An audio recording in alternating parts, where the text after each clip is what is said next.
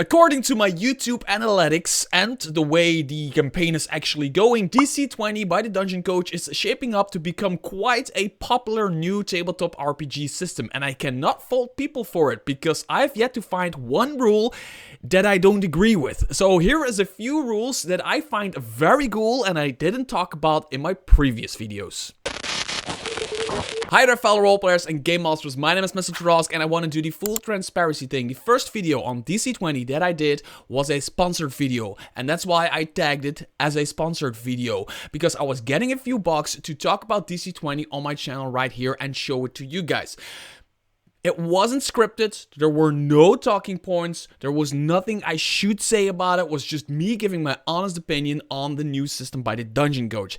Every subsequent video that I'm doing on DC20 is entirely my own choice, my own decision to make more videos on it, because I genuinely like the system. Even with the sponsorship, I only take sponsorships if I really like the stuff. I get so many questions for doing sponsorships, and I say no to more than I say yes, because I want to show you stuff that I think is worth showing on my channel. So with that out of the way, DC20 for me personally is shaping up to becoming a very good tabletop RPG for many reasons. The more I read through the 150-page thick PDF that you can download, link in the description below for yourself, the more I agree with it and the more cool stuff I see. As a matter of fact, I cannot find a single rule that I don't agree with. And for me, a good tabletop RPG is not per se a collection of brand new rules, shiny new ideas and rules. For me, a good tabletop RPG, a fresh new tabletop RPG can also just be for me, a right collection of rules all together in a blender and creating a very good tabletop RPG. It's like creating a good lasagna, right? I mean, everything in a lasagna isn't new. It's all like really basic stuff that's in a lasagna, but you do the right stuff with it and you put the right ingredients in a lasagna and you get like a great... Anyway, I want to talk about a few rules from DC20 by the Dungeon Coach that I haven't talked about in my previous videos very much, but let's get into it. Now, the first rule that I want to talk about is the degrees of success, which basically says that if you're trying to do something but you're so good at it, at that particular point in time, you might up doing the thing better or in a different way, which is better in the end. So that's why there's degrees of success, or in other words, the rules of fives, right? So a normal success is if you hit the DC for the thing that you're doing. If you try to hit somebody, it's trying to hit their armor class, or in this game, it's called physical defense bonus or something like that. So you try to hit their armor class, you hit their armor class, you hit them. It's the same thing with casting a spell. You do the DC of the spell, you make the DC, you cast the spell. But in this game, there's a rules of 5. Each 5 you go over a particular thing you're doing could potentially trigger a better thing for the thing you're doing. I'm gonna use examples to explain this. So a spell that you cast could have two statements in the spell description. One statement could be success each 5. Another statement could be success 5 and success 10. So when it says success 5, I'm gonna give an example. A spell pushes a target back 3 spaces on a successful spell check. So there's this spell, I don't know, it's called pushback, right? And it pushes you back 3 spaces. Well, it pushes the enemy back 3 spaces. They go back 3 spaces, right? It could say something in the lines of success each 5 is +1 space. It just says that right here, right? In the example. Which means that every 5 you go over the DC of the spell, they are pushed back 1 more square. Meaning that if the DC is 15 and you roll a 15 or a 16, they're pushed back 3 spaces. But if you roll a 20, they're pushed back 4 spaces. If you roll a 25, they're pushed back 5 spaces. If you roll a 30, I don't know how, but if you roll a 30, they're pushed back where was I? 6 spaces? You know, you get the idea, right? There's also something called Success 5 and Success 10, which is the same idea, but now you have different stuff that can happen on 5 over the DC or 10 over the DC. So, for example, again, I really, by the way, like the examples that the DC20 book provides. A spell increases a creature's speed by 1. So you have this spell that says the spell title is you're fucking fast, right? So you cast you fucking fast, and by casting you fucking fast, you gain 1 speed, which means you can move 1 extra square. Now, if you roll for casting that spell and you roll 5 over the DC, you could have success 5. Ignore difficult terrain. Now suddenly you're 1 square fucking faster, but you also ignore all difficult terrain, which is really damn powerful, right? In combination with being extra fast. And then if it can also say success 10, which then says immune to slowed. Now suddenly you're 1 square faster, you can ignore all difficult terrain, and no spellcaster in the world can ever slow you. That's basically the idea of the degrees of success, and I really like the simpleness, how simple this idea behind, like mechanically how simple it is, but how cool it feels, because this is just, it makes sense in like a real life scenario. It's the same thing with the degrees of damage. It's basically the same idea. If you hit somebody on their armor class, I'm saying armor class, yes, I know it's like physical defense bonus or something like that. You try to hit somebody with a sword, right?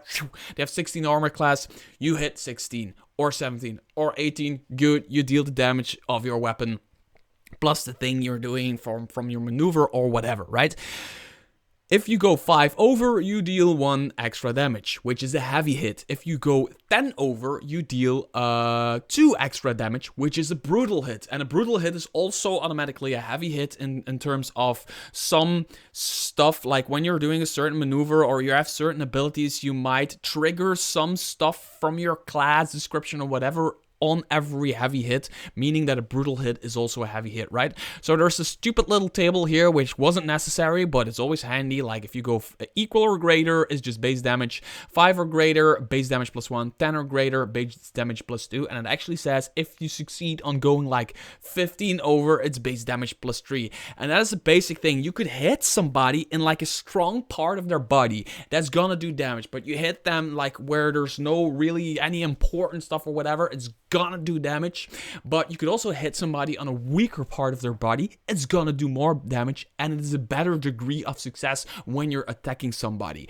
I like how simple mechanically this rule is, but how good it is, especially for a game master to like tell a story during combat and during making like skill checks and the adventuring as a whole. The next one is a really simple and quick one, but also one that I think is really important and really cool for this particular system. Because one concern I have about this system is that turns and turns in between turns with the action point system and extra damage and 5 or more and all that stuff might make the game a little bit slower than it is supposed to be. I don't know, I haven't play tested it with a group yet, but that's the feeling I get when I read these rules. That's like the one concern about it. But this point that I'm making is no rolling for damage. I really like the fact that you have a lot of like rolling going on with your D20 for like 5 or more, 10 or more, and you're doing all this stuff with like combining spells, spell dueling, all that stuff. More information about that in a bit. But the damage part is just like, if you have a sickle, it does 1 damage. If you have a battle axe, it does 2 damage, unless you use it in two-handed, it does 3 damage. If you have a great maul, it does 3 damage. The damage type is either an S, a B, or a P, meaning it is either slashing, piercing, or bludgeoning. That's it. A weapon can have a property, things that we know and love, like versatile, thrown, two-handed, reach, but there's also stuff like impact, and there's stuff like concealable. For example, impact, just you deal +1 damage when you score a heavy hit. So a heavy hit, like I said before, is a 5 or more over the armor class is a heavy hit. So if you do that, you score another point of extra damage, which is a lot in this game, because as you can see, like it's like 1, 2, or 3 base damage, right? Then you score a heavy hit, which is +1, but if it is a impact weapon, it's +2, right? Basically, there's reach, there's concealable stuff, there's thrown, nothing really special about that. But I just think the simplicity here is really cool compared to how the Dungeon Coach really goes into like some aspects of the game that really needed like an overhaul. and kind of makes a different system for that. Not particularly new, but uses like the action point system for turns, but then simplifies things like weapons and armor and all that stuff. So not rolling for damage for me is an absolute plus. This one I heard about from a comment in my comment section under a video about DC20. It's spell dueling, and this is some Harry Potter shit right here. This is really cool. When another creature that you can see casts a spell, you can declare a spell duel and spend 2 action points and 1 or more mana point to challenge the creature with a spell of your own. You can declare a spell duel after the creature makes a spell check, but before you know the result of its check. So what you do is you choose a spell, you spend 2 action points and 1 mana, at least 1 mana point, and it basically becomes a duel. And you're not actually casting the spell as stated in its description, you're instead using its flavor of the spell to represent how you initiate spell duel. The only part about the spell mechanics that matter is range and or area of effect. It's up to the game master to kind of interpret how the duel kind of works, but this contest arises, right? The spell check the opposing creature makes to cast its spell is contested by the spell check you make to cast your spell. When comparing the spell checks for the purpose of determining the winner of the contest, each creature gains a bonus to its check equal to the mana points it spent on its spell. Success, the target creature spell fails and has no effect. Failure, the target creature spell succeeds and takes effect. If it's a tie, it's wild magic. So there's a wild magic table here. There's some really cool shit on here. Sorry, cool stuff on here. So this is cool. This is something as a game master I can really work with. Like the mechanics you need to figure out for yourself, but basically some, like, I don't know, an enemy casts a fireball and you're like, no fucking way. I'm spending 2 action points, like 4 mana points in order to duel against it, and I cast, I don't know, gust of wind, and you have this fireball hanging in the middle of the room, and you have the gust of wind hanging on the other, like a ball of wind on the other side, and you have this Dragon Ball Z moment, like 4 episodes of just going completely batshit crazy, and the game master is describing all of it, describing all of this stuff. I like it. I like it a lot, especially if it's a die. If it's a die, yeah, that's just so cool because both of you are equally potent at the spell and wild magic. Man, I love the idea of this.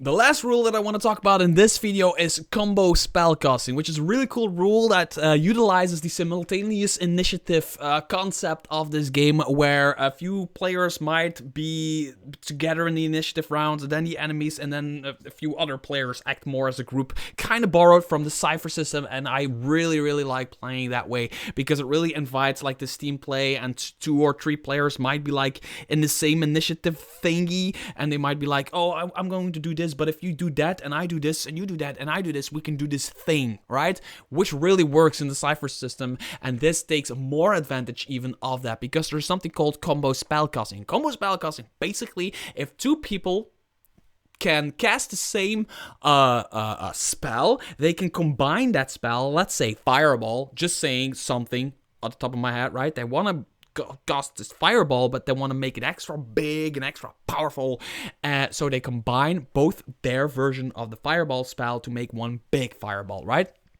All they have to do is be in the same initiative moment thingy, and like they have to spend mana points, but one player can spend 1 mana point and the other one can spend like 3 mana points, as long as the total of mana points is equal or greater than what you need to cast the spell. Like a lot of spells become stronger the more mana points you spend on them. Let's say you cast some type of fireball that costs 4 mana points. One player could do 1 mana point and the other one could 3 mana point, but also both can do 4 mana points, making it a complete total of 8, which becomes an even greater fireball. And then they can do the thing. So basically, as an example, 2 creatures have the mana spend limit of 4 each. By performing a combo spellcasting, they can combine their mana points together up to 4 mana points each, for a total of 8 mana points spent to cast a spell. By working together, they can produce a much more powerful version of a spell they could normally cast individually. Also, the highest check and DC counts. Every participant makes their spell check to cast a spell. The higher spell check and highest save DC amongst them is used to determine the outcome. So if you have this spell, let's say you have the spell that costs 4 mana points, but per mana point extra that you spend, it gives you like +1 damage. Just very basic +1 damage. It does 3 damage as a base, but 1 damage per mana point. But your spend limit might be 4. So you might just be ready to cast this spell, right? You just learned the spell, you have 4 mana points to spend, you can cast the spell on a basic level. If you cast it solo, you will never be able, at the level you are at that point, to get more potential out of the spell, because you cannot spend more mana points. But working together, you both can spend your minimum, potentially grabbing the full potential of the spell earlier in the game than you could if you do it solo. Am I making any sense? If I'm not, check out page 60 of the PDF that you can download for yourself. It's a really cool rule. And that's it for my third video on DC20 by the Dungeon Coach. It's shaping up to becoming a very cool system where it goes deeper into certain rules and makes them a little bit more going on for some rules and simplifies some other rules that really needed simplification, which is a balance that I really like about this. There's a few minor concerns that I have about DC20, but I will kind of like explore those in a upcoming video on DC20. And until next video, bye bye.